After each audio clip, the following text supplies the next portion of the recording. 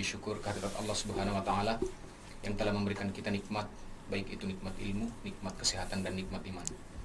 Selanjutnya salawat serta salam semoga tetap tercurahkan kepada baginda Rasulullah sallallahu alaihi wasallam serta kepada para sahabatnya. Semoga dengan salawat yang kita kirimkan kepada baginda Rasulullah sallallahu alaihi wasallam kelak di akhirat kita mendapat syafaatnya. Amin. Amin ya rabbal alamin. Hari ini di tanggal 24 Maret judul kajian kita adalah detik-detik menuju sakaratul maut. Allah Subhanahu wa taala berfirman di dalam Al-Qur'an, "Idza jaa ajaluhum la yastakhiruna sa'atan wa la yastaqdimun." Ketika ajal sudah datang, tidak bisa diundur dan tidak bisa dipercepat. Jadi ketika ajal seorang manusia itu sudah ditetapkan oleh Allah Subhanahu wa taala, tidak bisa dipercepat dan tidak bisa diundur. Kemudian semua manusia pasti akan menghadapi sakaratul maut, dan ini adalah saat-saatnya yang paling menegangkan bagi seorang manusia, karena disinilah kerja ekstra bagi iblis kepada hamba Allah Subhanahu wa taala. Hari ini saya sudah ditemani oleh guru kita Ustadz Abi Makki untuk menyampaikan materinya. Beliau adalah dai nasional yang sudah sering mengisi di salah satu stasiun TV yang di nasional, yaitu Trans TV. Di Islam itu indah, Ustadz ya. Bagaimana kabar hari ini, Ustadz? Baik, alhamdulillah. Sehat. Nah, mungkin cukup sekian pengantar saya, Ustadz. Saya persilakan kepada Ustadz untuk menyampaikan materinya. Kepada beliau dipersilakan dengan hormat. Ya, bismillah. Terima kasih, Ustadz. Bismillahirrahmanirrahim. Assalamualaikum warahmatullahi wabarakatuh. Waalaikumsalam warahmatullahi wabarakatuh. Alhamdulillahirabbil alamin wa bihi nasta'inu ala umuri dunya waddin wa ala alihi wa ashabihi wa man tabi'ahu bi ihsanin ila yaumiddin, amma ba'du. Allahumma la sahla illa ma ja'altahu sahla wa anta taj'alul hazna idza syi'ta sahla. Allahumma inna nas'aluka hubbaka wa hubba man ahabbak wa hubba amalin yuqarribuna ila hubbika birahmatika ya arhamar rahimin. Amin ya rabbal alamin. Alhamdulillahirabbil alamin. Senang sore ini ataupun pada siang yang sangat berbahagia ini kita seluruhnya bisa berkumpul melalui virtual ini, namun tidak mengurangi rasa khidmat kita, kecintaan kepada Allah dan Rasulnya, juga kepada ilmu yang Allah tebarkan dan Allah sebarkan di muka bumi ini. Usikum wa iyaya nafsi bitaqwallah. Semoga Allah kumpulkan kita di dunia ini juga sama seperti Allah kumpulkan kita nanti di surganya. Amin ya rabbal alamin. Kalau kita bicara tentang detik-detik atau menjelang sakaratul maut, memang kalau ini adalah tadi disampaikan, ini adalah setan yang benar-benar ekstra menyampaikan, menghabiskan kekuatannya untuk melepaskan manusia daripada keimanannya. Ya, jadi jangan dikira saat orang sakaratul maut setan itu tidak hadir. Setan itu akan hadir di samping orang yang sedang menghadapi sakaratul maut. Bahkan setan ini akan mengkelabuinya dengan berbagai macam rayuan. Sampai dalam beberapa riwayat setan berani mengatakan, "Ha ana rabbukum." Aku adalah Tuhanmu yang selama ini kau sembah. Aku Tuhanmu yang selama ini kau ibadahi. Kamu puasa, kamu sholat, kamu zakat, kamu haji itu untukku. Maka ini aku datang kepadamu karena aku mencintaimu. Bagaimana? Karena orang itu tidak tahu pendidikan, tidak tahu syariat, tidak pernah belajar. Ia mengira kalau Allah itu akan datang saat orang itu menghadapi sakaratul maut. Maka dia langsung terpukau. Dia kata, "Oh ini Tuhannya, oh ini Robnya, oh ini Tuhan ini." Bisa dibayangkan seperti itu loh. Orang yang sedang sakaratul maut masih didatangi oleh setan, karena setan ini adalah lahdul akhirah. Artinya apa? Perjuangan terakhir. Pokoknya harus berhasil. Nggak segan-segan mengatakan, "Aku Tuhanmu loh." Karena dia tidak pernah ngaji gitu ya. Dia mengira melihat Allah di muka bumi ini sesuatu yang wajar. Padahal melihat Allah di muka bumi ini mustahil. Melihat Allah tuh nanti di sorga sama-sama. Wujuhu yawma idzin nadhirah ila rabbiha nadhirah. Kalau nanti di sorga kita melihat Allah, pasti sama-sama akan menyaksikannya. Namun di dunia mustahil. Walaupun melalui mimpi mustahil tidak akan pernah bisa melihat Allah Subhanahu wa taala wujudnya. Begitu ya. Usikum wa iyaya nafsi bitaqwallah. Yang kita rasakan dari Allah Subhanahu wa taala kepada kita adalah cinta dan kasih sayangnya. Kembali lagi, karena orang ini tidak pernah mengikuti majelis taklim, dia mengira ini adalah Allah yang datang. Maka dia bertanya, mengatakan walaupun dalam hatinya, "Ya Rabb, terima kasih engkau datang menjemputku." Lalu iblis ini, setan ini mengatakan, "Kamu tahu kalau aku Tuhanmu?" Dia menunduk karena dia tidak tahu ilmunya. Maka dia katakan, kata iblis, sujud kepada aku. Bagaimana aku akan sujud? Aku dalam keadaan sakit. Maka syaitan hanya mengatakan, isyarat sujud dengan kedipan mata pun sah engkau sujud pada aku. Dia mengedipkan matanya dengan niat sujud pada Allah. Dan dia sudah jatuh dalam kesyirikan. Kenapa? Karena dia tidak tahu yang datang itu adalah iblis. Jadi benar, kalau sesungguhnya syaitan itu melihat orang yang sedang sakaratul maut, ini adalah kesempatan terakhir untuk menyesatkan daripada orang yang sedang sakaratul maut itu. Maka sunnah bagi orang yang sedang sakaratul maut dibimbing oleh orang yang ada pada waktu itu. Caranya Rasulullah mengatakan laqinu mautakum bila ilaha illallah. Artinya laqinu, bimbinglah orang-orang yang sedang sakaratul maut itu dengan kalimat la ilaha illallah. Ya, ditempelkan ataupun dekat dengan telinganya, la ilaha illallah, la ilaha illallah. Kenapa? Man kana akhiru kalamu la ilaha illallah dakhalal jannah. Siapa yang terakhir kalimat akhir yang dia ucapkan semasa hidupnya dia mengatakan la ilaha illallah, maka dirinya akan menjadi ahli surga. Jadi jangan harap, jangan mengira orang yang sedang sakaratul maut tidak ada syaitan menggodanya. Dahsyat setan menggodanya. Ini sebagai mukaddimahnya tentang tadi bahwa yang namanya sakaratul maut syaitan akan datang. Maka tolong jaga. Iya. Sebelum jauh melangkah tentang persiapan kita sebenarnya mengatakan sakaratul maut itu persiapan kita. Karena ketika sedang membicarakan sakaratul maut itu untuk semua yang hidup. Iya. Untuk semua yang hidup, ya. Karena mengatakan kalimatnya setiap orang yang wafat pasti akan menghadapi sakaratul maut. Sakaratul maut. Iya. Lalu dengan mana apa sih sakaratul maut itu? Mungkin sahabat-sahabat, teman-teman ingin bertanya dengan mengatakan ayahanda bunda, apa sih sakaratul maut itu? Sakaratul maut itu bahasa yang pertama diartikan adalah proses keluarnya ruh dari jasad. Proses keluarnya ruh dari jasad. Ini kita akan terangkan, mudah-mudahan dalam waktu yang sangat singkat ini kita bisa memahami untuk mempersiapkan diri kita seperti apa sakaratul maut.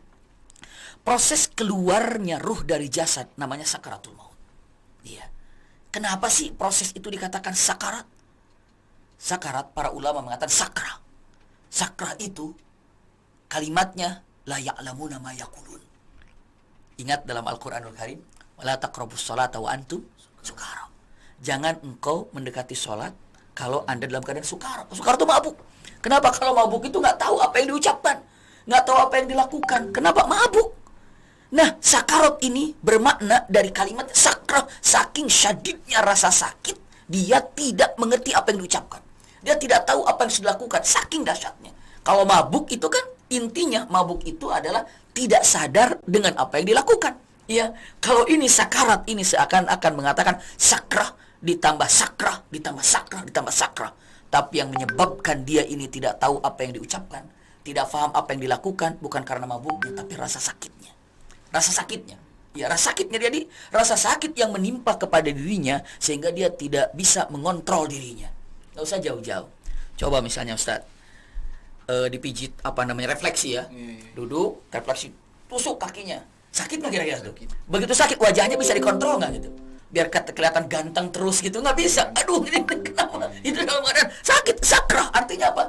Menahan rasa sakit yang sangat sehingga tidak bisa mengontrol, wajahnya nggak bisa dikontrol. Iya, gerakan nggak bisa dikontrol. Kenapa? Saking sakitnya. Dan ini sakarat. Sakaratul maut, bukan sakrah, tapi sakarat artinya ada sakrah ditambah sakrah, ditambah sakrah, ditambah sakrah. Dan itu yang membuat orang ini sakitnya luar biasa. Maka dikatakan sakaratul maut. Ketika dikatakan, kenapa proses keluarnya ruh dari jasad ini dikatakan sakarat? Karena apa? Karena kalimatnya dengan mengatakan para ulama li'alamihi, karena rasa sakitnya. Iya, karena rasa sakitnya yang dahsyat, sangat-sangat luar biasa, maka dikatakan sakarat. Lalu selanjutnya, sesakit apa sih? Sebelum kita gambarkan sesakit apa, saya ingin sampaikan begini. Punten, secara logika aja, akal dulu gitu ya. Misalnya ini, saya ada gelas ini kan, gelas ini, saya kasih lem, ya, misalnya lemnya apalah yang paling mantap gitu ya. Lem yang paling mantap saya tempelkan di meja. Ya, baru 1 menit saya lepas. Susah nggak kira-kira? Susah. Iya, lumayan agak susah. Karena bagus lemnya. Sekarang bagaimana kalau 20 tahun? Makin susah. Bahkan rusak mungkin, karena nggak bisa dilepas. Maksud yang ingin saya sampaikan, ruh ini berada dalam jasad bertahun-tahun. akan dilepaskan dari jasad, makin lama makin susah. Makin susah. Ini aja kalau tadi dilem di sini kan, udah bertahun-tahun, 23, 30 tahun, 40 tahun. Ini bagaimana cara mencabutnya ya? Karena apa? Lemnya udah kelamaan. Akhirnya terpaksa harus ada yang rusak. Apakah mejanya ataupun patah. Kalaupun lepas, ya nggak sempurna, pasti ada rusaknya. Persis seperti itu. Beberapa ulama dengan mengatakan, apalagi yang namanya jasad, di dalam jasad ini ada ruh. Lalu ruh yang ada dalam jasad ini begitu dikeluarkan itu nempel dalam jasad, sehingga begitu dikeluarkannya sangat-sangat susah sekali. Maka itulah yang menjadikan rasa sakit yang ada. Kalau tadi kan ada lem ya. Sekarang pertanyaannya, lemnya ruh kepada jasad apa lemnya? Sehingga susah. Jawabannya ini adalah kata-kata yang sangat-sangat luar biasa. Lem untuk orang, ya, lem yang membuat ruh ini susah keluar daripada jasad. Lemnya itu adalah hubbud dunia. Ya, semakin dia hubbud dunia, ruhnya tuh makin susah keluar karena itu lemnya. Ya. Makanya kenapa di komunitas kita ini, ya, dengan menyebutkan untuk apa? Menggalang dana segala macam untuk diserahkan ke sana kemari untuk mencairkan lem itu ketika nanti sakaratul maut tidak susah. Karena pertanyaannya, ya, dengan mengatakan lemnya ruh kepada jasad itu apa? Lemnya ruh kepada jasad, sehingga ruh itu susah untuk keluar dari jasad. Lemnya itu hubbud dunia, terlalu mencintai dunia. Orang yang mencintai dunia sangat enggan untuk menghadapi kematian. Seperti apa dia enggan untuk menghadapi kematian, seperti itu susahnya ruh keluar dari jasad. Mengerikan sekali. Makanya kalau orang dengan harta ini menganggap harta ini Allah, istilahnya tipan dari Allah, disimpan di tangannya, gampang datang dan datang pergi, datang pergi, seperti itu. Tapi agama di dalamnya, di hatinya, maka semudah apa Anda menginfakkan harta Anda, semudah itulah ruh Anda keluar nanti. Subhanallah. Sesusah apa Anda ini mengeluarkan infak Anda, maka sesusah itu ruhnya keluar. Karena lemnya ruh dalam jasad itu hubbud dunia. Hati-hati ini. Ya, untuk mengatakan, oh ternyata bahaya ya hubbud dunia. Iya, sangat bahaya. Orang kalau hubbud dunia mau menjelang kematian saja, aduh rumah bagaimana? Aduh mobil bagaimana? Aduh istilahnya perusahaan bagaimana? Itu bagaimana? Kenapa? Karena terlalu terfokus dalam pikirannya dunia. Tapi kalau tidak terfokus dengan urusannya dunia, lepas saja, longgar ruhnya. Kalau para ulama mengatakan hadis Rasulullah, kaqataratil ma idza takhruju min khirbatiha, atau kama qala, ruhnya orang soleh. Kalau saya buka ini tempat ini, lalu saya tuangkan gitu ya. Saya tuangkan, subhanallah, kira-kira susah nggak air itu keluarnya? Pasti gampang. Dibuka, saya jatuhkan, airnya gampang keluar. Seperti itulah ruhnya orang soleh. Orang soleh keluar itu tinggal dibuka tutupnya, keluar. Subhanallah. Ya, kenapa? Ini kuncinya di sini. Ini ada penutupnya. Jadi kalau dikatakan yang normal, ruh itu keluar dari mana? Ruh itu keluar daripada ubun-ubun. Ruh itu keluar dari ubun-ubun, begitu dibuka ubun-ubunnya, kama takhrujul ma min khirbatiha. Seakan-akan ruhnya keluar orang yang beriman itu seperti keluarnya air dari botol. Khirbatiha itu kalau dulu tempat minuman itu tidak pakai botol, tapi pakai khirbah itu apa ya? Tempat minum tapi terbuat dari kulit. Itu namanya khirbah. Ya, tinggal dibuka, dijatuhkan, dituangkan. Itu adalah ruhnya orang soleh saat keluar. Ya, kembali lagi. Jadi kita tahu ternyata makna sakarat itu apa.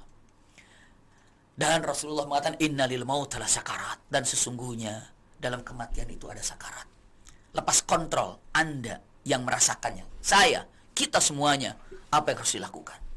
Maka hanya satu yang bisa mengobati sakaratul maut itu.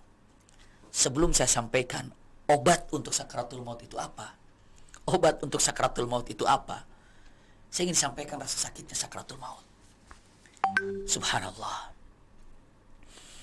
Ketika membicarakan tentang rasa sakitnya sakaratul maut, subhanallah, tidak ada hadis yang saya rasa sangat cukup menggetarkan hati kita ketika menyimak tentang hadis ini.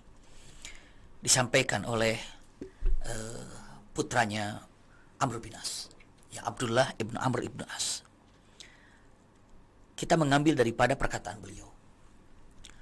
Amr bin As ini adalah seseorang yang luar biasa cinta terhadap syariat Islam.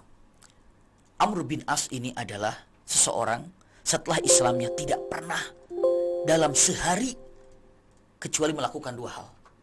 Satu, apakah dia berbagi ilmu atau dia mendapatkan ilmu, pencinta ilmu. Itulah Amr bin As, agar tahu dulu sosoknya beliau ini. Jadi Amr bin As dalam setiap harinya, imma dia ini mendapatkan ilmu, belajar, imma dia mentransfer ilmu. Dalam kehidupannya tidak pernah jauh daripada ilmu dan ilmu dan ilmu. Itulah Amr bin As. Satu waktu Amr bin As ingin berbagi tentang sakitnya sakaratul maut seperti apa. Tapi kan beliau belum merasakannya. Bagaimana menceritakan sakit sakaratul maut kalau belum merasakan? Iya, coba bagaimana? Gak usah jauh-jauh tentang masa sakaratul maut. Rasa, situasi aja yang beda. Bagaimana di Mekah panasnya? Belum pernah ke Mekah. Mau jawab apa? Iya. Bagaimana dinginnya misalnya di Turki lagi musim dingin? Belum pernah ke Turki pada musim dingin. Gak bisa jawab. Amr bin As ingin menyampaikan betapa sakitnya sakaratul maut. Tapi bagaimana, saya belum pernah. Maka dia berdoa pada Allah Subhanahu wa taala. Apa doanya? Ya Allah, berikan kepada aku seseorang yang amanah. Saat aku sakaratul maut, orang itu ada di sampingku. Agar aku bisa menyampaikan sakitnya sakaratul maut seperti apa kepada orang yang amanah ini. Allahu Akbar. Di situ ada anaknya, putranya, Abdullah namanya. Abdullah bin Amr bin As. Abdullah mengatakan, amin. Ya Allah, semoga kabulkan doa bapakku. Dalam waktu Amr bin As sakit, tiba-tiba ini sakitnya yang sangat parah. Anaknya hadir. Wahai bapakku, bukankah engkau dulu meminta kepada Allah agar ada orang di sampingmu saat engkau sakaratul maut? Iya nak, aku berdoa itu. Apa yang kau inginkan saat itu sehingga engkau minta kepada Allah ada orang di sampingmu saat engkau sakaratul maut? Aku ingin berbagi ilmu kepadamu atau kepada orang yang ada di samping saya saat sakaratul maut, untuk berbagi bagaimana rasa sakitnya sakaratul maut. Lalu anaknya mengatakan, Allah telah kabulkan doamu ayah.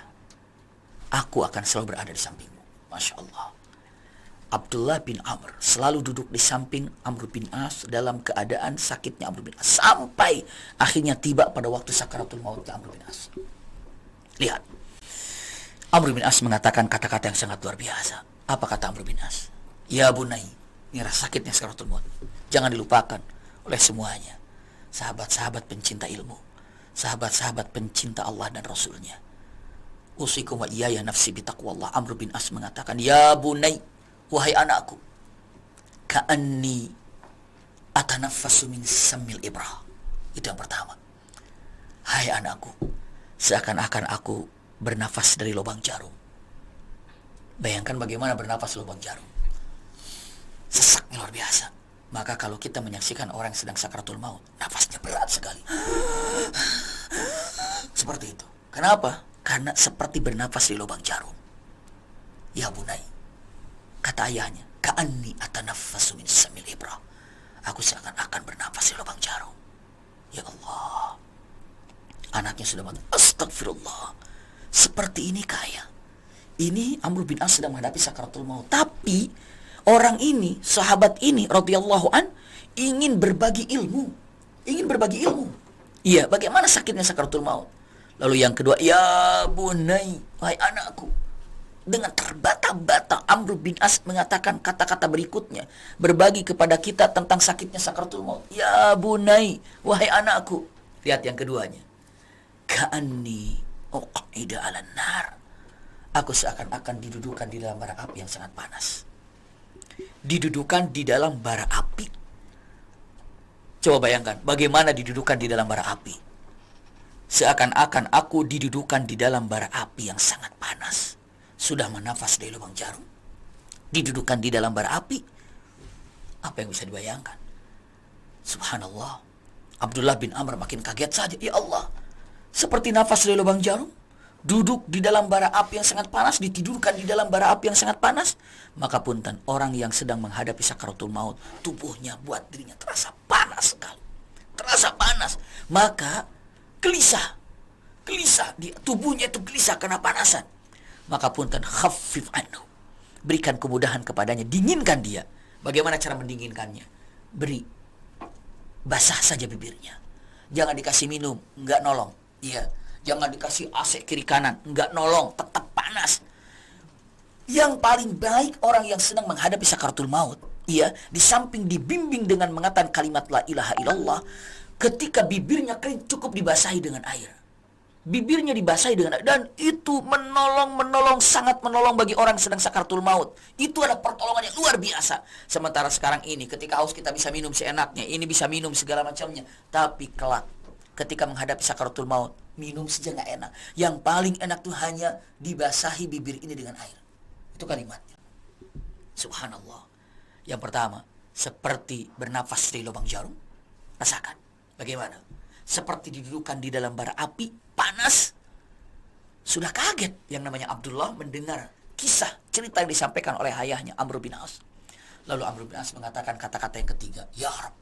Apa yang ketiga ini? Ya bunai, wahai anakku. Yang ketiga nih. Ka'anna ghusnu syauqin yajzabu min qadami ila hamati. Ya Allah, ini lebih dahsyat lagi. Apa maknanya? Maknanya ka'anna ghusnu syauqin yajdabu min qadami ila hamati. Begini. Prakteknya ataupun perumpamaannya ya. Kalau kita ada paralon, ya, atau bambu yang tengahnya bolong, kita masukkan tangan ini ke paralon atau ke bambu, masuklah ke paralon gitu ya. Semua tahu kalau paralon, ya. Masukkan ke paralon. Iya, karena anak-anak zaman sekarang mungkin nggak ngerti apa namanya bambu, kayak gimana bambu itu. Emang bambu tengahnya bolong gitu ya. Tapi kalau paralon, tahu semuanya, bolong tengahnya. Masukin tangan ini ke paralon. Setelah dimasukkan ke paralon, setiap setengah senti tusukkan paku. Setiap setengah senti paku sampai masuk ke tulang. Iya, setengah senti paku, terus ke tulang, kena ke tulang. Setelah itu ditarik tangannya dari paralon itu. Apa yang terjadi? Sakitnya sangat dahsyat. Iya, ka'anna ghusnu syauqin yajdabu min qadami ila hamati, tapi bukan paralon yang masuk di sini, tapi seluruh tubuh yang masuk. Seluruh tubuh seperti masuk dalam paralon. Seperti apa? Seperti paku yang menusuk dalam setiap setengah sentinya langsung kemana? Ke tulang. Setelah itu ditarik namanya paralonnya dan semuanya hancur. Begitulah rasa sakitnya. Ka'anna ghusnu syauqin yajdabu min qadami ila hamati. Ya Allah. Itu kalimatnya. Makanya kalau para ulama dulu, sakaratul maut itu ibaratnya lagi dikuliti. Kuliti pelan-pelan, cek gitu ya. Sakitnya sangat mengerikan sekali. Memang begitu kenyataannya. Ya Rab. Abdullah semakin kaget lagi. Ya Rab. Ini seperti nafas di lubang jarum. Bukan hanya sekedar itu, tapi apa? Panasnya luar biasa.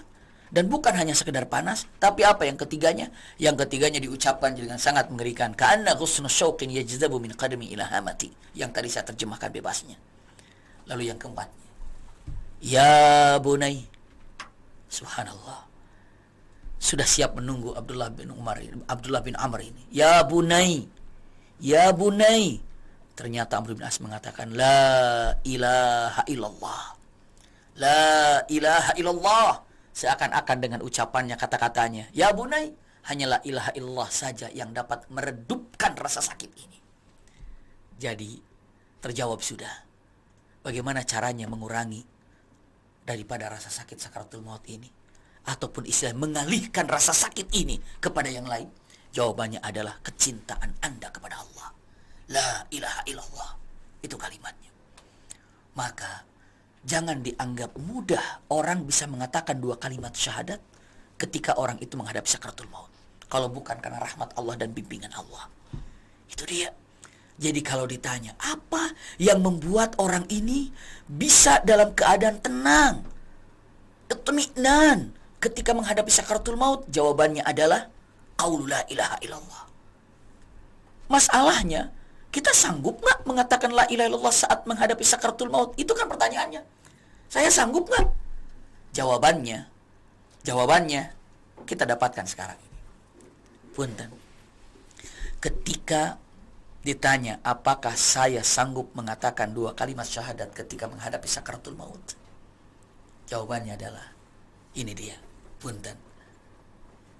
Ketika orang ini terbiasa berzikir menyebut nama Allah dan selalu memanggil kepada orang lain melakukan kebaikan.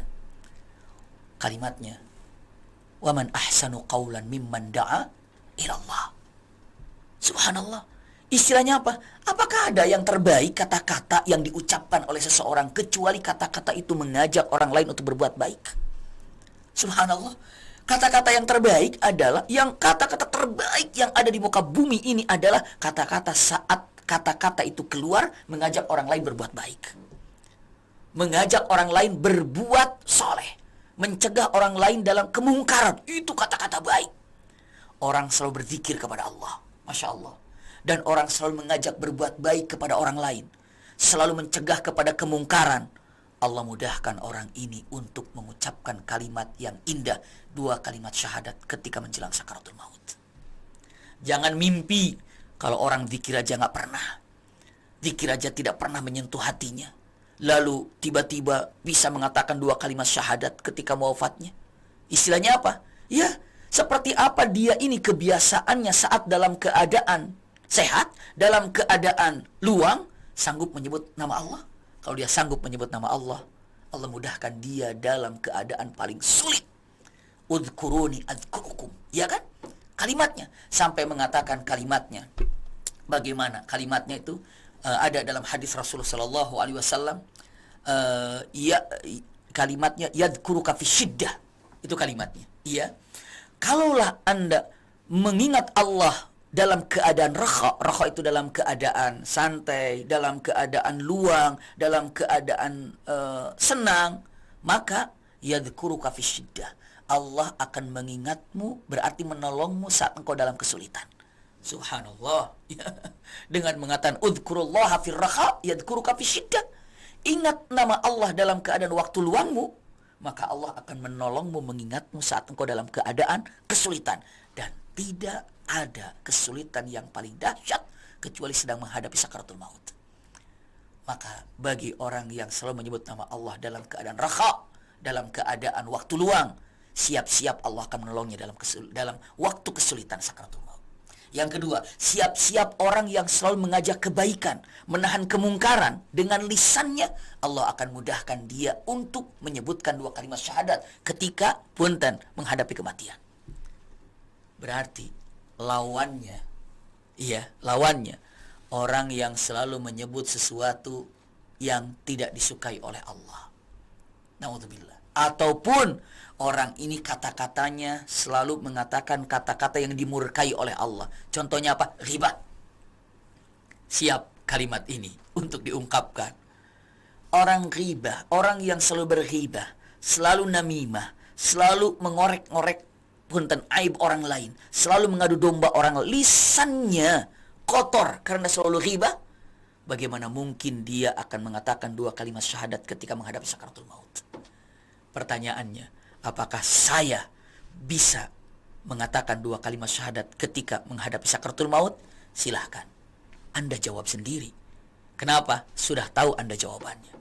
Ketika kita bertanya, apakah kita sanggup mengatakan 2 kalimat syahadat ketika menghadapi sakaratul maut? Jawabannya, Anda bisa tahu sendiri jawabannya. Bisa atau tidak. Karena apa? Karena tadi sudah disampaikan. Iya. Nomor 1, bisa nggak kira-kira saya? Nomor 2, bisa nggak kira-kira ya? Atau bahkan sebaliknya, ngajak orang lain soleh juga nggak pernah, menghalangi orang untuk berbuat mungkar juga tidak pernah, malah ghibah berjalan, malah namimah berjalan, adu domba berjalan. Nggak mungkin orang yang selalu ghibah lalu Allah mudahkan orang itu untuk bisa mengatakan 2 kalimat syahadat ketika di ujung akhir kematiannya. Ini dia, ya. Jadi usikum wa iyaya nafsi bitaqwallah. Betapa menyakitkan ketika menghadapi sakaratul maut ini. Makna tadi saya sudah gambarkan. Ada hal yang perlu diketahui oleh kita semuanya. Usikum wa iyaya nafsi bitaqwallah.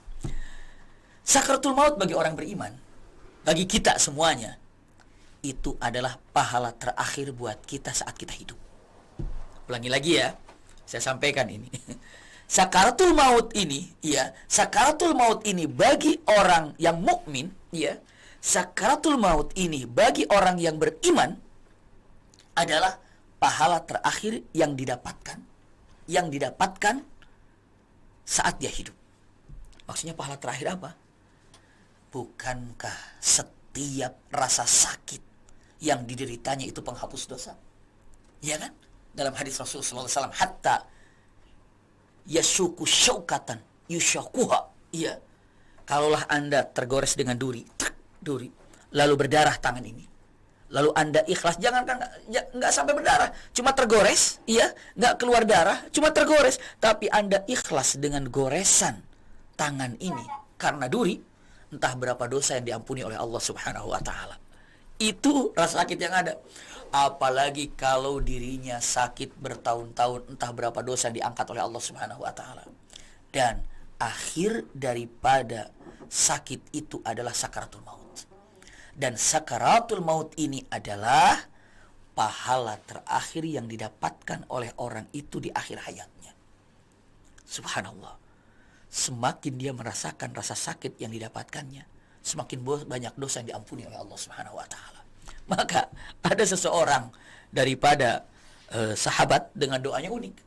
Doanya unik. Begini kalimatnya. Ya Allah, ya, dahsyatkan padaku sakaratul maut, tapi kuatkan lisanku untuk mengatakan 2 kalimat syahadat. Ulangi lagi bahasanya ya. Ini untuk direnungkan bahasa ini. Ya Allah, ya, dahsyatkan aku saat menghadapi sakaratul maut. Maksudnya sakitkan aku ketika saat menghadapi sakaratul maut. Tapi kokohkan lisanku untuk mengatakan 2 kalimat syahadat. Orang itu bingung, yang lainnya. Fulan, kenapa engkau mengatakan itu? Bukankah doanya Allahumma hawwin alaina fi sakaratul maut? Mudahkan aku dalam sakaratul maut. Dengan ucapannya, semudah-mudahnya sakaratul maut tetap sakit. Semudah-mudahnya sakaratul maut tetap sakit. Namun, iya, dengan mengatakan inna izamal jaza ma'izamil bala. Pahala itu akan lebih tinggi sesuai dengan tingkat kesulitannya. Maka aku ingin rasa sakitku ini lebih dahsyat lagi karena ini adalah amalan terakhir bagiku untuk diserahkan kepada Allah Subhanahu wa taala. Masya Allah, kepikiran begitu gitu ya. Lalu dia dengan mengatakan kata-kata yang sangat luar biasa, bisa dibayangkan. Namun, aku tetap memiliki kemuliaan bisa mengatakan 2 kalimat syahadat di ujung hidupku. Itu coba renungkan, apa maksud yang diinginkan oleh orang ini atau kalimat yang diucapkan oleh sahabat ini. Karena beliau sangat paham, sakit tergores saja terhapus dosa entah berapa. Apalagi sakit sakaratul maut, terhapus dosanya lebih banyak lagi. Kenapa? Mau mudah, mau tidak, sakaratul maut itu tetap akan datang. Karena Rasulullah mengatakan, innalil mauta la sakarat. Sesungguhnya dalam kematian itu ada yang namanya sakarat. Subhanallah. Nah, kita lanjutkan. Dahsyatnya ternyata sakarat, iya. Tapi ingat, satu, sakarat ini adalah bagi orang beriman pahala terakhir yang dia dapatkan semasa dia hidup. Semasa dia hidup ya. Selanjutnya yang kedua, punten, sakaratul maut ini bagi orang mukmin akhir daripada rasa sakit. Dan nggak ada lagi sakit setelah itu. Tapi bagi orang kafir, sakaratul maut itu muqaddimah rasa sakit. Muqaddimah rasa sakit. Bagi orang kafir, sakaratul maut itu dahsyat sakitnya. Habis itu dibandingkan dengan siksaan yang akan dihadapi masa selanjutnya, sakaratul maut nggak ada seujung kuku daripada rasa sakit, azab kubur, neraka, nggak ada ujung kukunya. Tapi bagi orang beriman, saat sakaratul maut tiba, ini ada akhir daripada rasa sakit yang dia dapatkan. Setelah itu dia senang, bahagia, gembira, dan gembira. Simpan baik-baik kalimat ini. Usikum wa iyaya nafsi bitaqwallah. Selanjutnya, bagi orang yang beriman, justru setelah sakaratul maut, ia wafat. Pastinya kuburkan, pastinya dimasukkan ke liang lahat. Ada beberapa hal yang untuk kita ketahui. Simak kalimat ini baik-baik. Kita lanjut saja. Lalu setelah kita wafat dalam menghadapi sakaratul maut, apalagi yang terjadi sama kita ya? Seperti yang kita tahu, kita dikuburkan. Dikuburkan, iya. Namun sebelumnya dimandikan dulu, dikain kafankan, disolatkan, iya kan? Baru dikuburkan. Ya Rabb, ada beberapa hal yang disampaikan di tempat yang sangat mulia ini. Tanda-tanda orang itu husnul khatimah. Dari mulai wafat sampai dikuburkannya, waktunya cepat. Nggak menunggu lama. Wafat, tarik, cepat mandikan, cepat bungkus atau kain kafan, sholat jenazah, kuburkan. Tanda orang itu wafatnya husnul khatimah. Dari mulai wafat sampai dikuburkannya cepat. Maka punten, ayahanda bunda, tolong wasiatkan kepada anak-anaknya. Sampaikan, jika mamah bapak wafat, gak perlu lagi nunggu kalian. Mama bapak ingin segera dikuburkan. Gak ngaruh kedatangan kalian. Yang ngaruh itu adalah doa kalian. Kadang-kadang ada orang wafat harus disemayamkan lama di rumahnya. Kenapa? Anak pertama belum datang, anak kedua belum datang, anak ketiga belum datang. Gak usah, cepat dikuburkan. Usikum wa iyaya nafsi bitaqwallah. Punten, itulah yang harus disampaikan, tanda daripada husnul khatimah. Pun sebaliknya, begitu sebagai anak mendengar orang tuanya wafat di kampung halamannya, perjalanan cukup lama, berjam-jam, telepon, mandikan, ya, bungkus, sholatkan, kuburkan. Kamu bagaimana? Nggak apa-apa, ini adalah bakti anak kepada orang tua yang terakhir selama dia masih hidupnya. Maksudnya apa? Selama jasadnya masih ada di bumi. Nggak ngaruh saya datang ke sana. Yang berpengaruh itu adalah doa saya kepadanya. Subhanallah. Ini harus dipegang baik-baik oleh kita semuanya. Kisah sedikit mungkin ya. Ini pengalaman. Kalau dikatakan curhat, mah curhat gitu ya sama teman-teman di sini. Ya. Ketika ibu saya wafat saat itu, kami lagi ngisi di salah satu pengajian majelis zuhur. Tapi ibu itu almarhumah sudah bilang, awal 1 tahun di rumah, setelah itu karena mau haji, saya mau haji, akhirnya dibawa ke Tasikmalaya. Tinggallah di Tasik dan beliau sakit di Tasik. Akhirnya satu waktu, masih terngiang-ngiang, beliau katakan sama saya, kalau nanti kamu lagi tausiah, ternyata mendengar mamah wafat, kamu terusin tausiah itu. Subhanallah, berat sekali itu. Kamu terusin tausiahnya, jangan hentikan. Iya, itu permintaan mama. Kebetulan alhamdulillah mama ini, almarhumah ini, daiyah yang sangat luar biasa. Mungkin di daerah Tasikmalaya, di daerah perkampungannya yang berjalan untuk pengajian itu, subhanallah, itu jalan kaki 5 kilo, 7 kilo tiap malam. Ya, Umi Maki juga pernah merasakan bagaimana perjuangan dalam dakwah orang tua kami. Ayah kami pun demikian. Yang mana satu tempat mobil tidak bisa, motor pun tidak bisa. Harus jalan kaki. Malam-malam itu 9 kilo, 7 kilo itu biasa. Subhanallah, kami lagi kecil tuh merasakan hal seperti itu, perjuangan orang tua seperti itu. Subhanallah. Nah, beliau katakan, kalau ada apa-apa dengan mama, kamu lanjutkan tausiah, jangan dihentikan. Baru naik, baru muqaddimah di salah satu masjid. Iya, saya sampaikan. Tiba-tiba, pada waktu itu kami di Tasik terus. Hanya pulang sebentar untuk mengantar anak ke pesantren. Kebetulan anak kami di pesantren. Sambil mau pulang ke Tasik, karena ada kajian, ya sambil lewat nanti saya pulang langsung. Lagi kajian, tiba-tiba terus aja bunyi. Ada apa nih telepon ini? Saya nggak angkat. Begitu saya balik, ternyata ada SMS saat itu. Dia katakan, Innalillahi wa inna ilaihi raji'un, mama sudah tidak ada, kakak saya. Subhanallah. Saya baru muqaddimah dan langsung terus tausiah disampaikan kira-kira setengah jaman dari tausiah itu. Selesai tausiah, baru saya sampaikan mohon doa kepada jamaah untuk ibu yang baru wafat tadi pas saya muqaddimah. Subhanallah. Semua para jamaah mengatakan, kenapa tidak dihentikan? Saya katakan, karena orang tua tidak menginginkan untuk menghentikan ini. Dan setelah itu sudah wafat dan orang tua sudah tahu, semua keluarga sudah tahu, tidak boleh untuk dilama-lamakan. Maka setelah wafat langsung diselesaikan, kami datang itu sudah dikuburkan. Kami datang sudah, kami tidak melihat jasad ibu, iya, tapi langsung dikuburkan. Kami hanya bisa sholat jenazah di atas kuburannya. Kenapa itu? Karena ingin memberikan yang terbaik untuk orang tua agar segera dikuburkan. Kadang-kadang kita sebagai manusia tunggu fulan dari tanda-tanda orang itu husnul khatimah.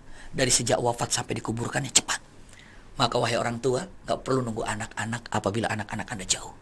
Wahai anak-anak, jangan perlu atau tidak perlu tunggu saya belum datang, segera dikuburkan. Karena ini adalah mengikuti sunnah Rasul Sallallahu Alaihi Wasallam.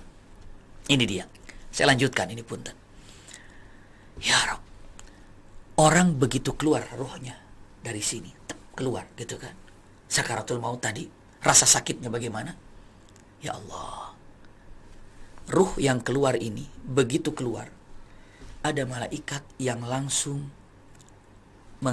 menutup ataupun membungkusnya dengan kain kafan dari sorga. Hanutu minal jannah, wangi kain kafan dari sorga. Siapa? Bagi orang yang soleh. Lalu distorkan pada Allah Subhanahu Wa Taala. Ini bukan menceritakan orang lain, cerita kita yang akan wafat dan ruh kita yang akan keluar dari jasad ini. Dibungkus, naikin ke atas, setorkan pada Allah Subhanahu Wa Taala. Kita termasuk orang yang soleh dan solehah. Amin ya rabbal alamin. Saat dinaikkan ke atas, semua malaikat kagum dan bertanya-tanya, Ayu ruhin hadhi. Liman hadhihi ruh? Ini ruh siapa ini? Wangi sekali ini. Ini ruhnya wangi sekali ini ruhnya wangi sekali. Ruh punya siapa ini? Ruh punya siapa ini? Sampai bertanya-tanya malaikat. Jawabannya, ini ruhnya fulan, ini ruhnya fulan, ini ruhnya fulan. Karena ini ruhnya fulan, karena dia selalu sedekah, dia selalu tahajud, dia selalu duha. Malaikat menyampaikan kebaikan-kebaikan orang tersebut. Maka disampaikan pada Allah Subhanahu wa taala. Allah katakan, segera dikuburkan untuk istirahat di alam kubur. Itu orang saleh. Dan yang memandikan siapa nanti kita tahu. Yang mendoakan kita dengan ikhlas, kita tahu. Kita tahu semuanya. Iya, menyaksikan itu semuanya. Saya percepat. Setelah itu, orang yang tidak soleh, begitu keluar rohnya, kalau tadi kain kafan yang wangi dari surga, tapi bagi orang yang tidak soleh, nuhasu minan nar, dibungkus dengan nuhasu minan nar, timah, tembaga yang panas. Begitu masuk, plek, panas. Ruhnya sudah kepanasan, dibungkus dengan nuhasu minan nar. Setorkan pada Allah Subhanahu wa taala. Dan sebuah malaikat tutup hidung dengan mengatakan, ruh siapa ini bau sekali, ruh siapa ini bau, ruh siapa ini bau.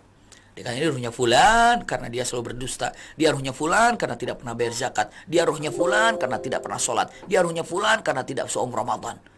Semua kejelekan-kejelekannya diungkap. Maka Allah katakan, segera masukkan ke kubur untuk diazab kubur. Na'udzubillah.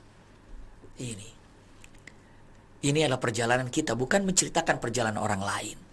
Maka kalau dikatakan detik-detik sakratul maut, berarti ya harus tahu kesananya seperti apa. Setelah sakratul maut bukan selesai, tapi perjalanan kita cukup panjang. Masih panjang perjalanan ini. Kapan kita berhenti berjalan? Ketika kata Imam Ahmad bin Hanbal dengan mengatakan, maziltum musafirun. Kalian dari mulai diciptakan di alam ruh, ya, sampai di perut ibu, sampai ke dunia, sampai ke alam kubur atau barzah, sampai ke mahsyar, sampai ke yaumul hisab, sampai ke mizan, sampai ke sirat, sampai ke kantarah, itu semuanya musafir. Kapan berhentinya kita dikatakan bukan musafir? Idza waqa'ta qadamaika ila jannah. Ketika kakimu sudah menginjakan sorga, itu sudah selesai musafirnya. Anda sudah tidak lagi musafir. Berarti kita masih musafir. Masih musafir. Punten. Kita lanjutkan, ya. Kita dikuburkan. Kita tahu loh siapa yang nguburin. Simak kalimat ini baik-baik. Ketika kita dikuburkan, nanti pasti dikuburkan setiap orang beriman apabila jasadnya ketemu. Insya Allah demikian. Karena ini merupakan suatu kewajiban bagi orang hidup. Begitu dikuburkan, subhanallah, beberapa saat ataupun ada beberapa ulama 7 tanah masuk ke kuburan, maka saat itu orang yang wafat itu telinganya mendengar apa yang terjadi di atas. Hadis Rasulullah, yusma'u qara'anihal. Anda yang ada di dalam kuburan mendengar suara sendal yang ada di atas. Kresek, kresek, kresek, suara sendal itu terdengar. Bahkan suara tanah yang menutup Anda itu terdengar. Bruk, bruk, bruk. Dengar kita semuanya. Kita semua dengar. Tapi tidak bisa berbuat apa-apa, hanya dengar, oh ini suara tanah ya, oh ini ada suara apa, oh ini suara tanah. Tapi mata merem, ya, oh ini suara apa, oh ini adalah suara sendal yang ada di atas. Kenapa? Karena kalau dalam Al-Quran selalu sam'a, pendengaran itu selalu diawalkan. Inna sam'a wal basar wal fu'ada. As-sam'a wal basar wal fu'ada. Telinga, telinga, telinga. Kenapa coba telinga? Apa hebatnya telinga? Hebatnya telinga karena yang namanya telinga. Karena yang namanya telinga, ini adalah yang terakhir aktif saat ruh keluar dari jasad. Dan yang pertama aktif ketika ruh masuk ke dalam jasad. Itu telinga. Itu yang pertama. Makanya ketika kenapa laqinu mautakum bila ilaha illallah, la ilaha illallah, la ilaha telinganya. Karena bisa jadi jantung sudah tidak bisa berdetak. Ya, rasa kaki udah nggak bisa rasakan sakit karena tidak ada ruhnya. Tapi telinga masih aktif. Telinga masih aktif. Sahabat-sahabat semuanya, ayahanda bunda, kalau pasang alarm itu mukul mata, apa mukul kaki, apa mukul telinga kira-kira? Telinga. Iya, titit, titit, titit, titit. Kita dengar tuh, suara apa nih? Tapi belum nyambung. Tiba-tiba, oh iya, jam 3 ini saya alarmkan, baru sadar. Tapi begitu, berapa banyak di antara kita begitu alarm bunyi, masih mikir dulu tuh, belum connect tuh, belum nyambung. Ini suara apa sih? Titit, titit, titit. Oh iya, alarm jam 3. Persis kelak di akhirat, di alam barzakh. Brr, brr, Bruk suara, kresek, kresek, kresek, suara sendal. Bicara di atas, bicara. Ini suara apa sih ini? Ini suara apa ini? Ini kayak suara tanah. Anda bisa bayangkan bagaimana ketika Anda sadar kalau Anda di alam kubur. Itu yang harus ditanyakan sama diri kita. Apa yang terbayang buat diri kita ketika, ya Allah saya di alam kubur nih. Ya Rabb saya di alam kubur nih, bagaimana saya ini?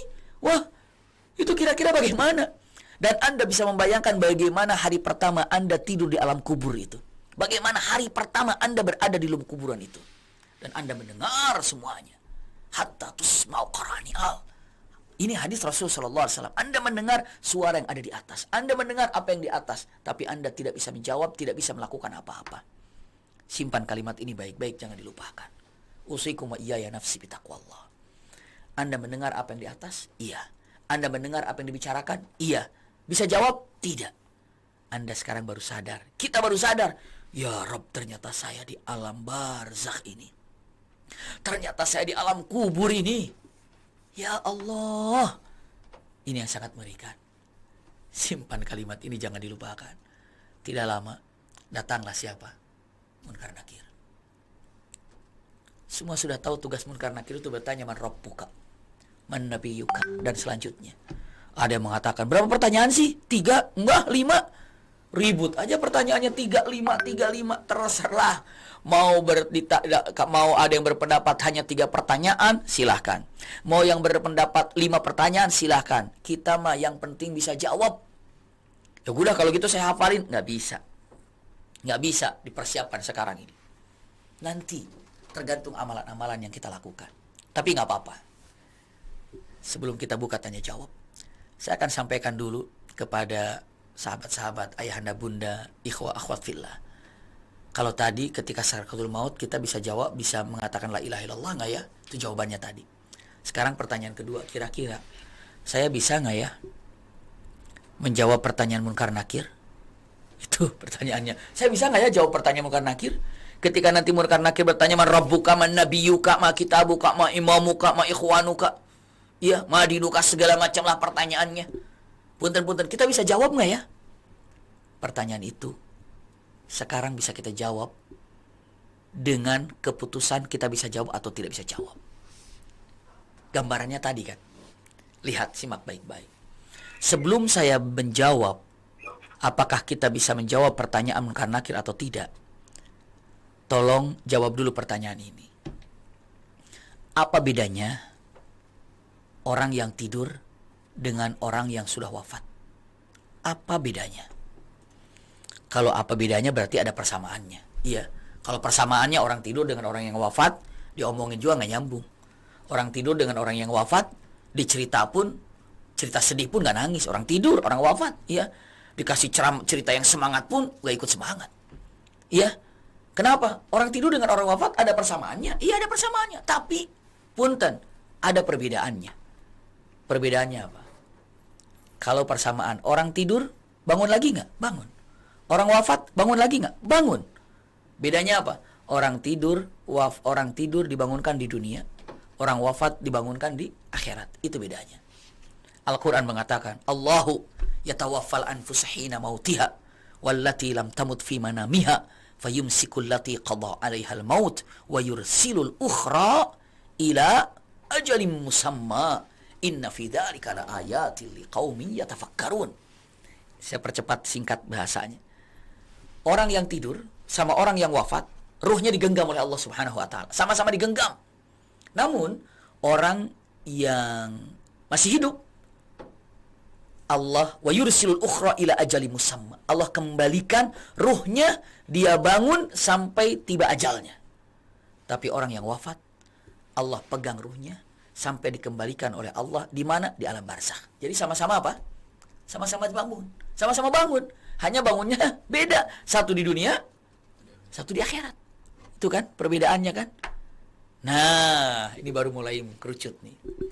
Siapa saja orang yang ketika bangun subuhnya, bangun jam 2 malamnya, bangun jam 3 malamnya, bergegas dan begitu mudah, begitu cepat melaksanakan sholat tahajud, Maka begitu dia bangun di alam barzakh, ketika man rabbuka, man nabiyuka, pertanyaan itu begitu cepatnya dia jawab pertanyaan-pertanyaan itu, secepat dia melaksanakan punten taqarrub kepada Allah saat di dunia.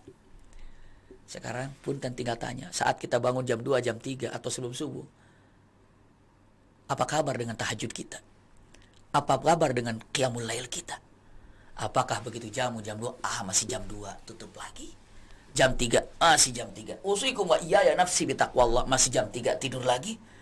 Bagaimana Anda akan bergegas menjawab man rabbuka kalau seandainya Anda tidak bergegas untuk taqarrub pada Allah di waktu saat Anda bangun tidur?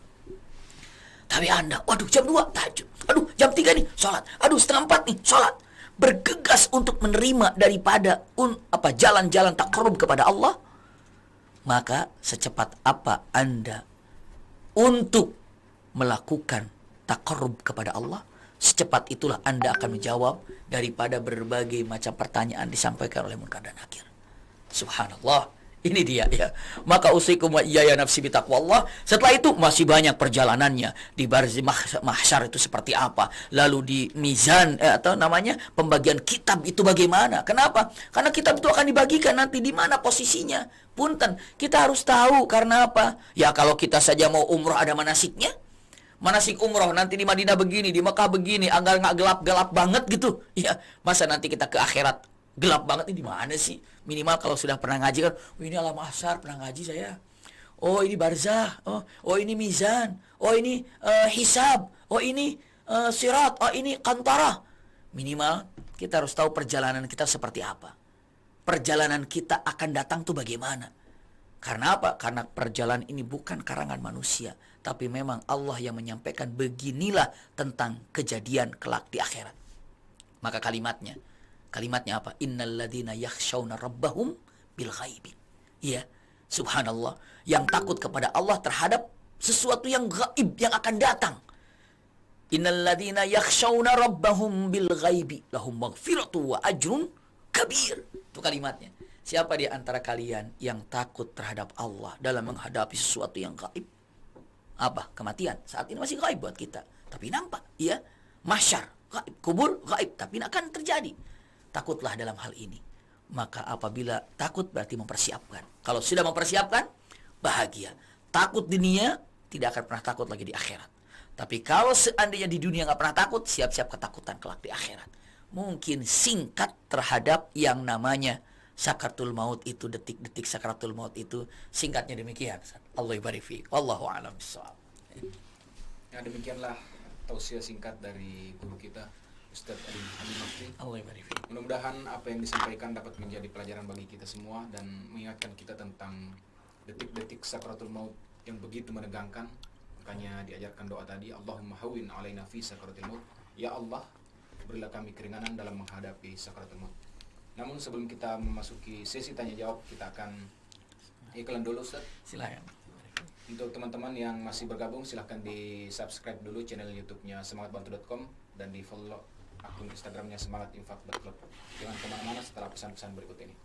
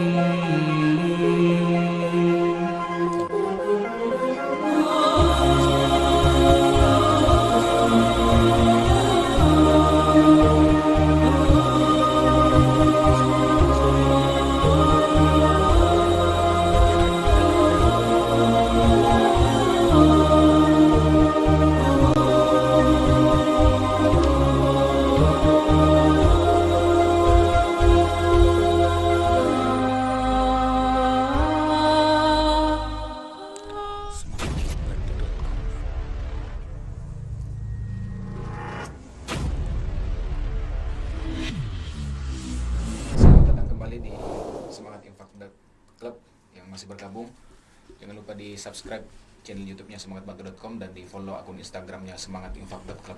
Untuk yang ingin berdonasi silakan infakkan di link yang ada di bio Instagram-nya semangatinfak.club. Nah, sekarang kita akan memasuki sesi tanya jawab. Nah, sudah ada beberapa pertanyaan yang masuk ini, Ustaz. Silakan. Mungkin langsung saya bacakan dari Vika asal Jakarta. Masya Allah. Assalamualaikum Ustaz. Waalaikumsalam. Bagaimana kalau sebelum meninggal orang tua kita sudah berpesan untuk dikuburkan di kampung halamannya di dekat orang tuanya, sedangkan jarak dengan kampung halaman tidak dekat? Apakah beliau termasuk tidak husnul khotimah? Silakan jawabannya. Ya, bismillahirrahmanirrahim. Ya. Ketika ada orang yang beramanah mengatakan, tolong kuburkan saya di satu lokasi yang dia inginkan. Ternyata begitu setelah wafat cukup jauh. Ini adalah satu amanah yang mubah. Tidak semua amanah yang harus dikerjakan secara sempurna. Ya, amanah ini adalah bagian. Kalau yang seperti ini, contoh yang seperti tadi ini adalah mubah. Ya, mubah ini bukan haram untuk tidak dikerjakan. Ya, juga bukan mengatakan dosa ketika tidak dikerjakan. Maksudnya bagaimana? Maksudnya keinginan adalah tetap keinginan karena beliau tidak tahu. Iya. Maka daripada itu, ketika dalam keadaan perjalanan satu masyakkah, kesulitannya, maka punten hal yang seperti ini, tolonglah orang tua kita dengan cara dipercepat kuburnya. Wah, saya tidak amanah dong untuk menyatukan daripada punten jasadnya dengan ibunya, jasadnya dengan bapaknya. Punten. Kalau orang yang sudah wafat, jarak itu sudah tidak berpengaruh lagi. Semuanya dikumpulkan ke orang yang wafat. Yang wafatnya di Mekah, yang wafatnya di mana, yang wafatnya di mana, semuanya digenggam oleh Allah Subhanahu wa taala. Qabadallahu ruhul ahya wa ruhul amwat. Itu kalimatnya. Allah memegang ruhnya orang yang sudah wafat dengan orang yang masih hidup. Makanya, punten, ketika ada orang tua kuburkan di tempat ini, ternyata ini kesulitannya, masyakkah, ini adalah repot, ternyata ada kesempatan untuk mempercepat menguburkannya, lakukan mempercepat. Saya dosa? Tidak dosa, justru Anda menolong kepada orang tua, dan orang tua Anda kelak di akhirat akan mengatakan, terima kasih nak, engkau telah menguburkan aku dengan cepat. Karena apa? Karena untuk manusia yang masih hidup, terkadang kacamatanya, gambarannya adalah kacamata hidup. Itulah yang dipandang, itu yang dilihat. Contoh, kalau seandainya kita di ruangan yang serba putih di tempat ini, menggunakan kacamata biru, maka semua akan serba biru. Kalau seandainya gunakan dengan kuning kacamatanya, maka semuanya akan terlihat kuning. Sama, kalau hanya dilihat dengan kacamata dunia, seakan-akan kalau nempel gitu kuburannya, maka itulah yang akan jadi teman di akhiratnya nanti. Segala macamnya tidak. Karena semuanya dipegang oleh Allah Subhanahu wa taala. Apakah termasuk yang tidak husnul khatimah? Bukan begitu. Bukan. Ya. Jadi tetap ibunya, bapaknya, selagi mukminin mukminat, dan didoakan oleh anak-anaknya, putra-putrinya dengan mendapatkan husnul khatimah, mempercepat kuburannya. Silahkan doa pada Allah, semoga mendapatkan gelar yang tinggi husnul khatimah. Tapi udah terlanjur, udah dikuburkan jauh, nggak ada masalah, karena tidak tahu kewajiban anak-anak kepada orang tua untuk selalu mintakan ampun kepada Allah Subhanahu wa taala. Wallahu a'lam bishawab. Silakan. Demikian yang tadi dari Jakarta, Vika. Mudah-mudahan apa yang ditanyakan semoga terjawab ya. Amin. Selanjutnya ada pertanyaan dari Rizka asal Bekasi. Pertanyaannya ada dua nih, Ustaz. Yang pertama yaitu, apakah orang yang meninggal secara tiba-tiba seperti kecelakaan atau jatuh dari tempat atau misalnya di jalan itu mengalami juga sakaratul maut? Pertanyaan yang kedua adalah, saya pernah mendengar ada sholat sunnah untuk mendoakan mayit di malam pertama mayit dikuburkan. Boleh tahu itu sholat apa ya? Bagaimana niat dan tata caranya? Terima kasih. Ya, Allah barik fiik. Bismillahirrahmanirrahim. Ketika orang menghadapi yang namanya tabrakan mendadak, hancur di pesawat misalnya, kan? Ataupun begitu turun pesawat jebret, hancur semuanya. Apa yang terjadi? Seakan-akan ini wafat dadakan. Tabrakan, jatuh, atau kena bom, atau segala macam apa saja. Pertanyaan sangat baik, sangat bagus. Apakah dia menghadapi sakaratul maut? Menghadapi sakaratul maut. Semuanya menghadapi sakaratul maut. Tapi kan begitu cepat sekali kejadian, kayaknya udah selesai banget. Buat kita waktu itu demikian, tapi buat Allah tidak ada waktu masa yang akan datang, waktu yang sudah berlalu, waktu yang di tengah. Buat Allah itu waktu itu semuanya milik Allah. pernah mendengar Rasulullah SAW pernah diperlihatkan ketika Isra Mi'raj, diperlihatkan tentang sorga. Ada sorganya, ada penghuninya, melihatnya.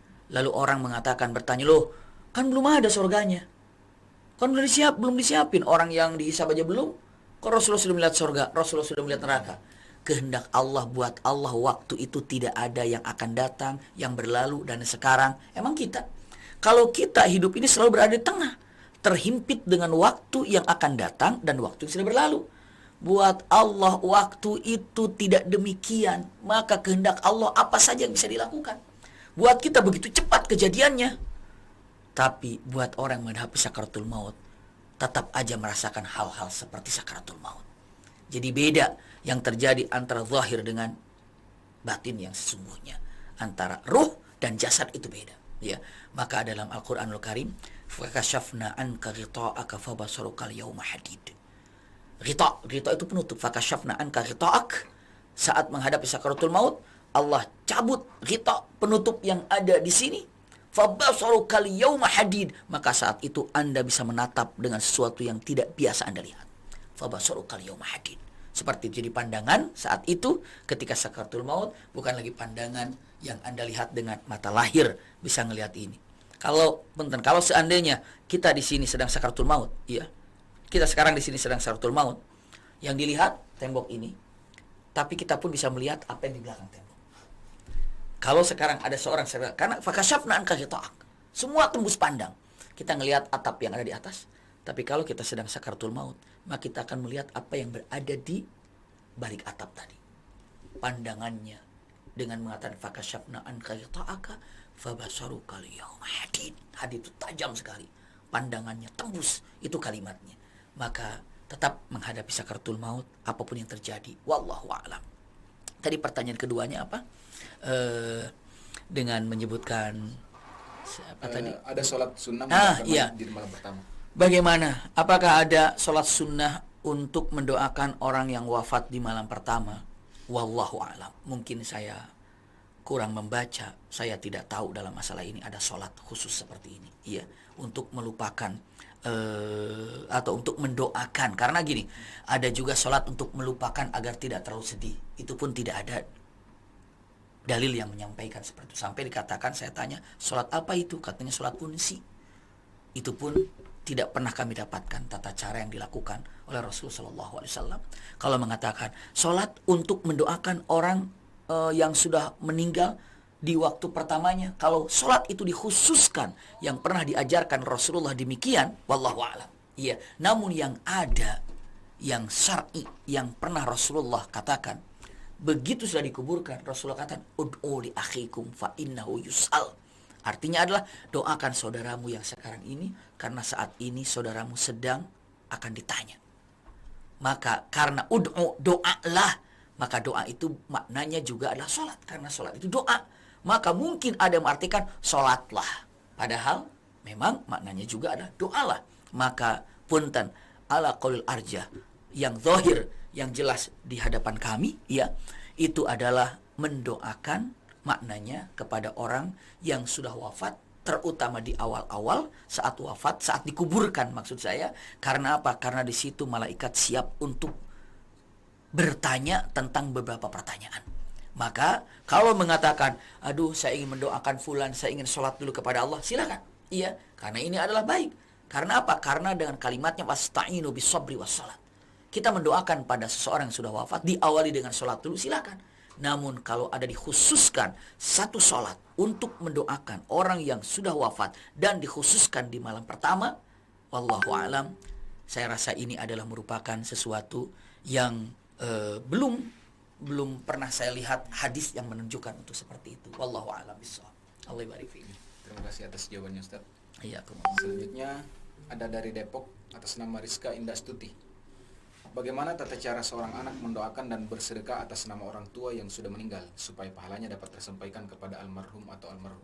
Masya Allah. Iya, ini satu perbuatan sangat luar biasa. Kalau ada kata-kata mengatakan anta wa maluka li abika, kamu dan hartamu itu milik bapakmu, maka ketika ingin melakukan kebaikan untuk orang tua, itu pastinya akan sampai kepada orang tua, dan orang tua itu akan mengucapkan syukur, alhamdulillah, terima kasih atas kiriman yang dikirim oleh anaknya berupa kebaikan dan kebaikan dan kebaikan. Usikum wa iyaya nafsi bitaqwallah. Tidak ada bagi orang tua yang paling bahagia kecuali orang tua itu mendapatkan anak yang soleh. Bukti daripada anak yang soleh itu ketika orang tuanya sudah wafat, anaknya masih memikirkan orang tuanya. Dengan cara selalu melibatkan kebaikan anaknya untuk dikirim pahalanya kepada siapa? Kepada orang tua. Bagaimana cara mengikrarkannya? Allah yang tahu. Kita cukup mengatakan, ya Allah, aku infak ini atas nama orang tua atau pahalanya diserahkan kepada orang tua. Silakan. Tiba. Kenapa bisa demikian? Punten, haji saja bisa dilakukan. Haji loh. Ada gerakannya, ada ukufnya, ada melontarnya, ada badal haji. Bisa dilakukan seperti itu. Wah, apalagi hanya dengan istilahnya apa? Menyumbangkan sesuatu atas nama orang tua. Pahalanya diserahkan kepada orang tua. Saya hanya menyampaikan, selamat Anda yang bisa melakukan hal itu. Selamat, Anda sudah menjadi kebanggaan daripada orang tua Anda. Mungkin selama ini Anda, wahai anak-anak, belum bisa membalas kebaikan orang tua. Namun saat ini Anda mampu untuk melakukan yang terbaik untuk orang tua saat infak. Libatkan nama orang tua. Dan berikan pahala apa yang telah Anda lakukan untuk orang tua juga.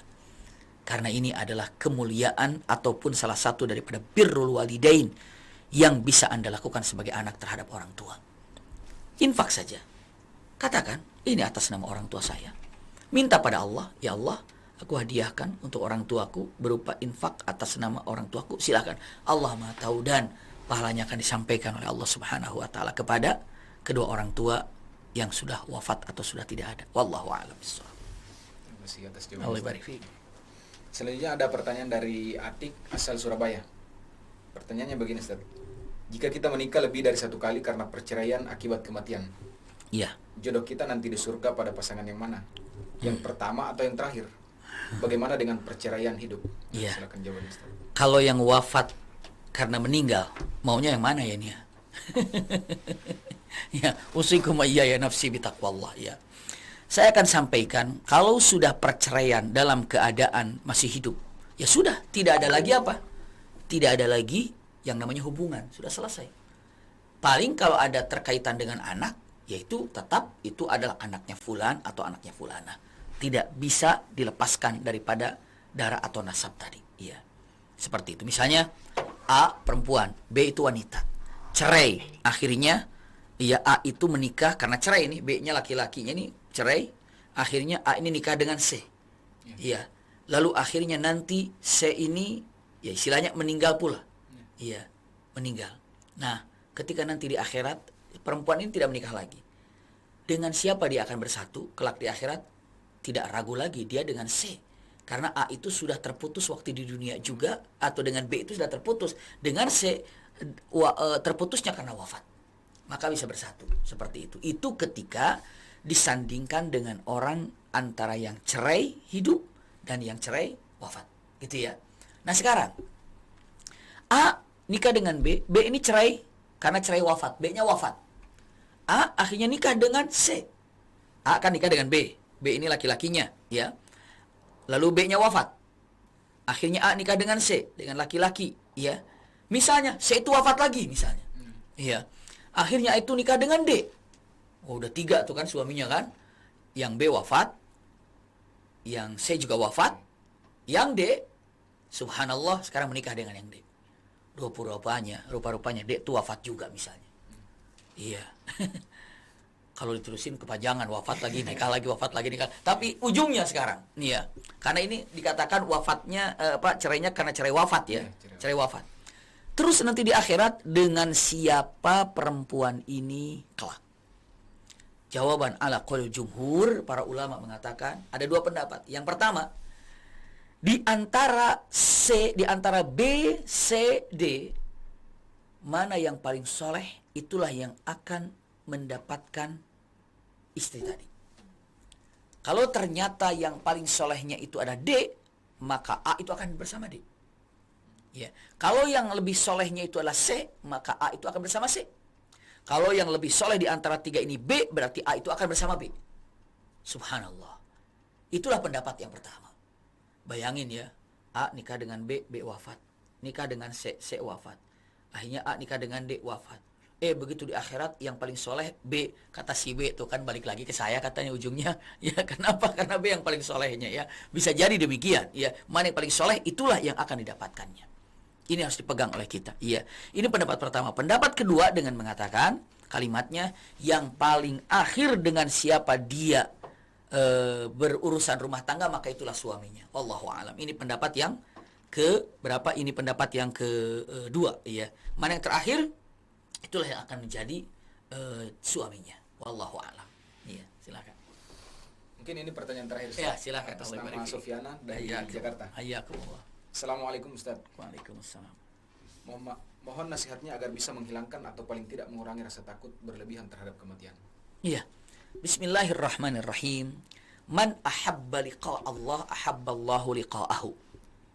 Artinya, siapa yang merindukan pada Allah Subhanahu wa taala, maka Allah akan merindukan juga perjumpaan kepadanya. Jadi, kematian itu tidak perlu ditakuti. Kenapa? Yang perlu ditakuti itu adalah persiapan untuk setelah kematian itu.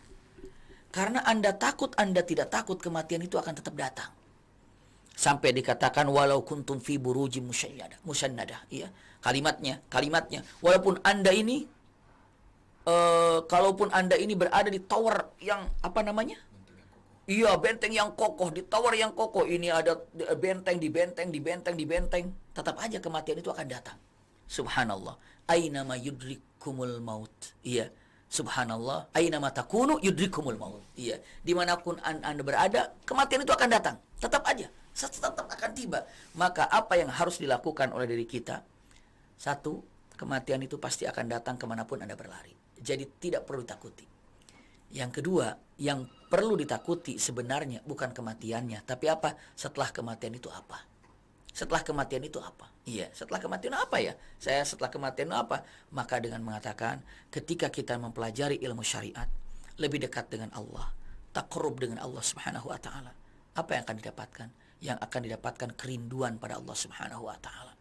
Kalau sudah rindu kepada Allah Subhanahu wa taala, apa yang terjadi? Allah pun rindu kepada Anda. Seperti itu.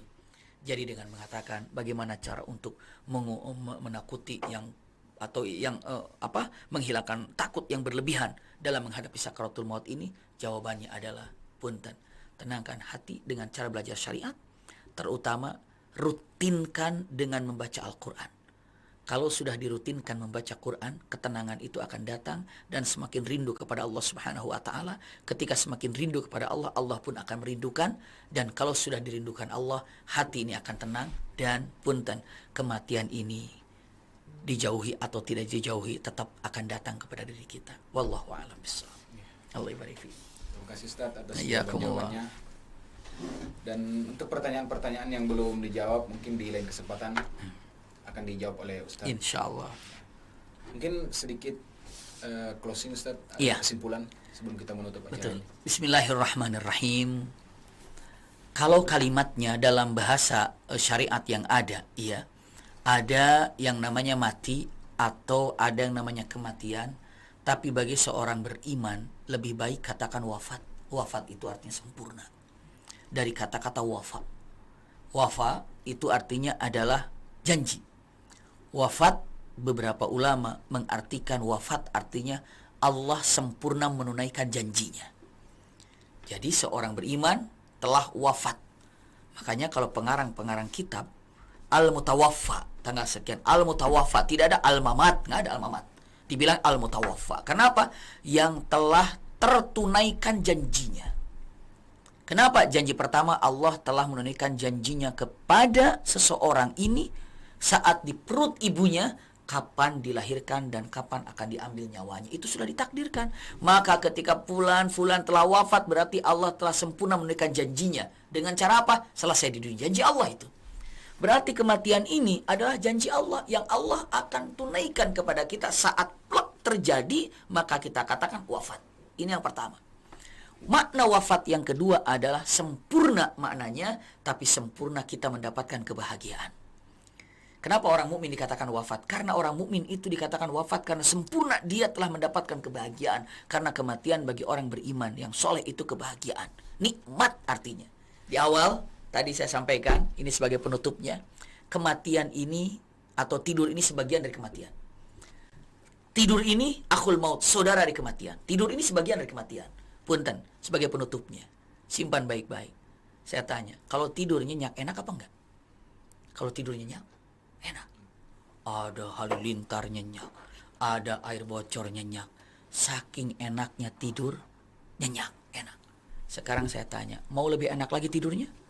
Jawabannya, wafat. Sempurna tidurnya. Dimandiin aja nggak bangun-bangun. Ya, dikuburkan juga nggak bangun-bangun. Maka hakikatnya kata-kata wafat bagi orang beriman itu adalah kenikmatan. Itu yang dapat saya sampaikan. Wallahu a'lam bishawab. Ya, demikian tausiah kali ini. Jangan lupa untuk menyaksikan tausiah berikutnya di kesempatan yang lain. Setiap hari Rabu kita akan mengadakan kajian di semangatinfak.club. Jangan lupa untuk teman-teman yang belum subscribe channel YouTube-nya semangatbantu.com dan untuk follow semangatinfak.club. Mudah-mudahan ada manfaatnya. Rabbana atina fid dunya hasanah wa fil akhirati hasanah wa qina adzabannar. Allahumma hawwin 'alaina fi sakaratil maut wan najata minan nar wal 'afwa inal hisab. Nun wal qalami wa ma yasturun. Wassalamualaikum warahmatullahi wabarakatuh. Assalamualaikum warahmatullahi wabarakatuh.